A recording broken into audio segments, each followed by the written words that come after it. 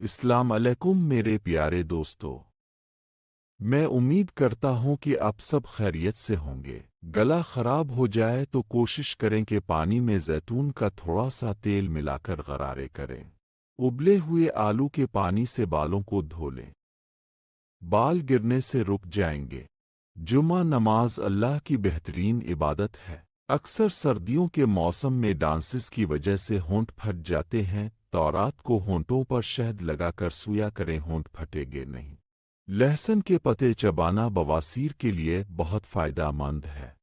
سردیوں میں دیسی گھی کے استعمال سے جسم کو سردی کی شدت سے کافی بچایا جا سکتا ہے۔ دوستوں، آج کا بہترین ٹوٹکا۔ دوستوں، اس ٹوٹکا کے لیے ہمیں دو چیزوں کی ضرورت پڑے گی۔ پہلی چیز کشمش اور دوسری لونگ کا سفوف۔ بیوی کے پاس جانے سے 10 منٹ پہلے کشمش کے ساتھ سفوف کھا لیں اور پھر دیکھنا کمال۔